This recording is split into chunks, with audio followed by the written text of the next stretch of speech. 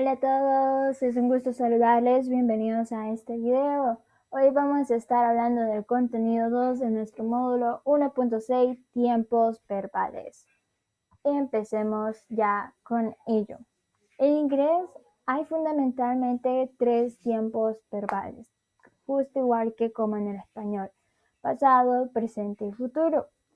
Pero un detalle al cual le tenemos que prestar atención es de que dentro de estos tiempos verbales hay diferentes formas. Esa es la manera como le vamos a llamar en este video. Estas formas son las que vamos a estar estudiando hoy, y por razones didácticos, por motivos didácticos, no voy a estar agrupando los tiempos verbales por pasado, presente y futuro, sino por sus formas, para que podamos ver las características y elementos de estas formas y se nos haga más fácil identificarlas. Ahora bien, sin nada más que agregar, empecemos con la forma simple. Aquí, como les decía, tengo el pasado simple, presente simple y futuro simple. Los usos de cada uno de estos tiempos verbales. El pasado simple para hablar de cosas o situaciones que tuvieron lugar en el pasado, ya sea una o más veces. Presente simple para hablar de cosas que están pasando, pero también para hablar de rutinas y de situaciones que generalmente son ciertas. Por ejemplo, decir de que en invierno llueve y en verano hace calor. Y el futuro, que se puede formar no solo utilizando will, que es un auxiliar en inglés. Hay otras maneras de formar futuro para expresar futuro en inglés, pero hoy específicamente vamos a estar viendo con el auxiliar will.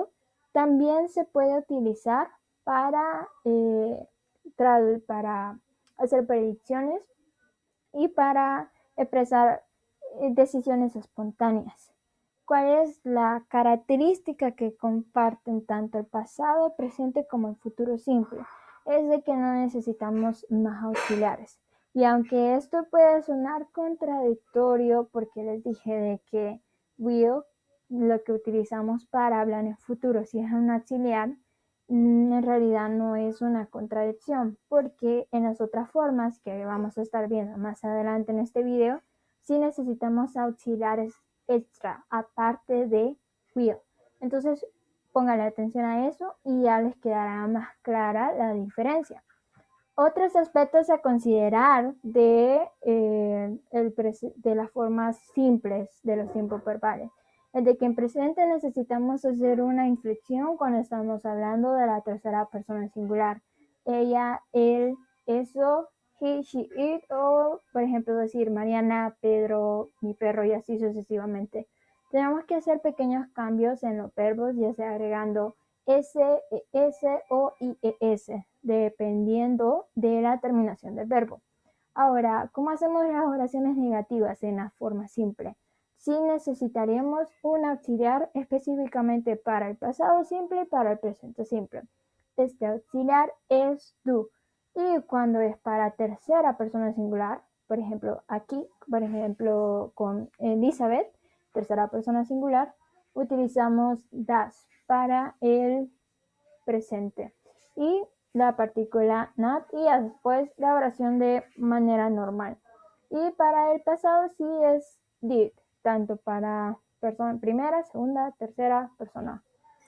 Y otra cosa que quiero que se recuerden, que ustedes ya lo habrán visto, es cómo podemos formar preguntas en los tiempos simples. Siempre en inglés los auxiliares van a ir antes que el sujeto y que el verbo y que todo el resto de la oración, que todo el resto de la pregunta en inglés. Esto es para la forma interrogativa de los tiempos. Lo único que sí va a ir antes de los auxiliares van a ser estas WH words, que nos sirven para preguntar cómo, cuándo, dónde, por qué, que son estas palabras what, why, where, when, y así sucesivamente. Sin nada más que aclarar en este tiempo, en esta forma, pasemos a la siguiente, la forma continua. Tenemos pasado, presente y futuro continuo.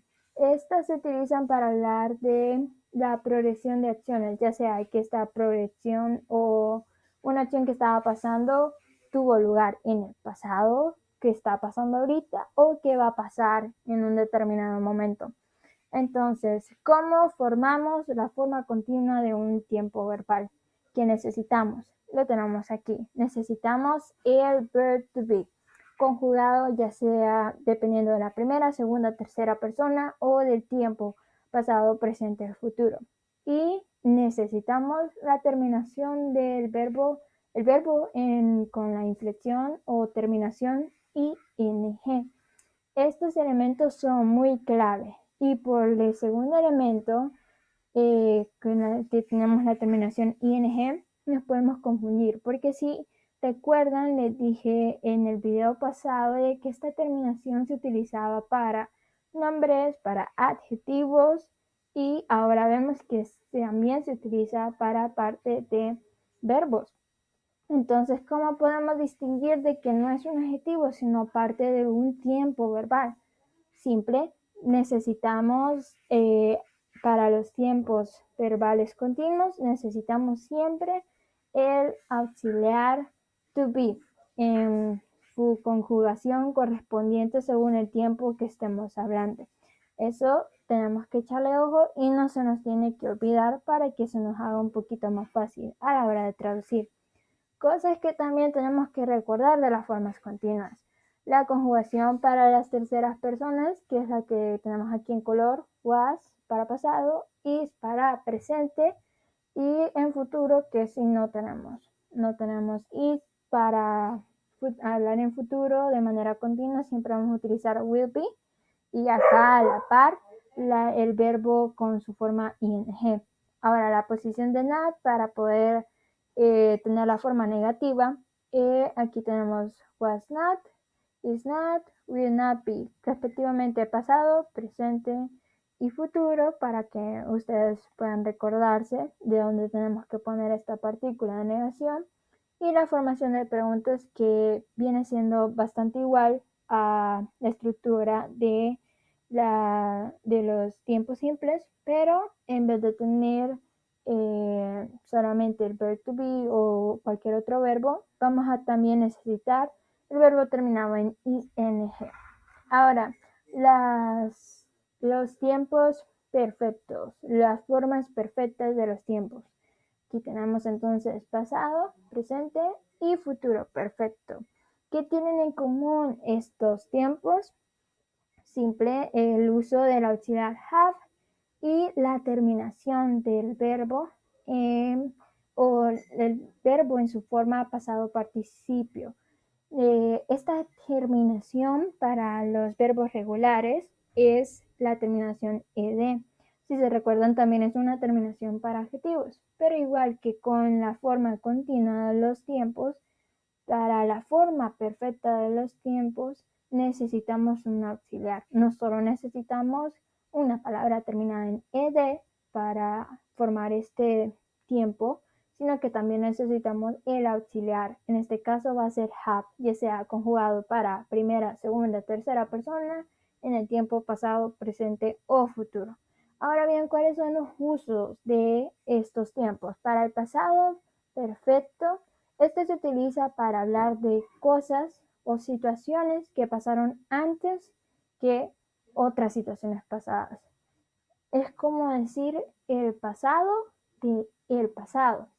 Por ejemplo, si yo quiero hablar de algo que pasó anteayer y quiero contrastarlo con algo que pasó ayer, voy a utilizar para hablar de lo que pasó más antes, o sea, lo que pasó anteayer, voy a utilizar el pasado perfecto. Para hablar de lo que pasó específicamente ayer, voy a utilizar el pasado simple. Ahora bien, para el presente perfecto, ¿cuál es la función de este tiempo? Es para hablar de cosas que uno ya sea acaban de terminar o que tengan situaciones que tengan alguna consecuencia en nuestro futuro. Por eso utilizamos específicamente este tiempo. Y el futuro perfecto se utiliza normalmente para hablar de cosas que habrán terminado para determinado tiempo o se planea que van a haber terminado para determinado tiempo. Aquí si se fijan, estoy utilizando el mismo sujeto, el mismo verbo solo conjugado para el tiempo, pero sí estamos utilizando diferentes complementos de tiempo para que sea acorde a que pasado, presente o futuro. Y otras cosas que necesitamos recordar de esta forma es la inflexión para la tercera persona singular en presente, que es has, la posición de not, que va a ir después del auxiliar have, y la estructura para la formación de preguntas, que en vez de tener el verb to be, vamos a tener el auxiliar have. Bien, ahora por último nos falta la última forma de los tiempos, que es la forma perfecta continua. Esta forma realmente no quiero que le presten tanta atención, no voy a hacer tanto énfasis en esto, pero solo quiero que estén conscientes que existe esta forma y con esta completamos los 12 tiempos gramaticales básicos en el inglés. Eso sí que casi no es utilizada, pero cuando se utiliza es para hacer énfasis más que todo en la progresión de una acción en pasado, presente o futuro. Y como lo dice su nombre, es una combinación entre la forma perfecta y la forma continua. Utilizamos el auxiliar have, también utilizamos eh, el auxiliar del verbo to be, pero en su forma pasado participio, que es been, y necesitamos el verbo con una terminación ing. Pero con este tiempo no necesitan complicarse mucho, rara vez se utiliza, pero es bueno saber de su existencia. Aquí tengo un resumen de la principal característica de cada una de estas formas. Como les decía, la forma simple no necesita auxiliares, la forma continua necesitamos el auxiliar to be y el verbo terminado en ing, y para la forma perfecta necesitamos el auxiliar have y el verbo en su forma pasado participio. Ahora bien, aparte de estos tiempos verbales y de estas formas, tenemos los modal verbs, que son verbos que nos sirven para expresar determinadas cosas sin necesidad de utilizar los tiempos verbales. Estos tienen funciones específicas que ya se las voy a estar enseñando. La posición de estos modal verbs es bastante simple, o sea, siempre cualquiera de los otros modal verbs que la puedo enseñar en la siguiente diapositiva. Lo único que cambiaría es la palabra, pero todos tomarían esta posición: sujeto, modal verb y el complemento de lo que queramos decir. Solo no tenemos que olvidarnos de que estos modal verbs no pueden funcionar como verbos principales. Y aunque los verbos auxiliares que vimos ahora, be, do y have, son auxiliares, eso sí son excepciones, sí pueden funcionar como verbos principales. Pero estos que tenemos acá, no. Aquí podemos ver las diferentes funciones. Unos son para expresar posibilidad, ya sea en el pasado, presente, futuro, otros para preguntar de manera amable y otros para hablar de como must, para hablar de obligaciones, prohibiciones y así sucesivamente. Ahora bien, ya para terminar este video, miremos lo importante que tenemos que recordar de este video. Principalmente son dos cosas y razón principal por la que les di este pequeño repaso de los tiempos verbales en inglés es que es necesario de que no confundan las terminaciones ing y ed respectivamente. ¿Por qué? Porque tenemos sustantivos terminados en ing y tenemos adjetivos terminados en ing y ed. Lo que tenemos que recordar es que para los tiempos verbales necesitamos ya sea el verb to be para la forma continua y el auxiliar have para la forma perfecta. Sin nada más que agregar, ha sido un gusto la clase de ahora y gracias por su atención.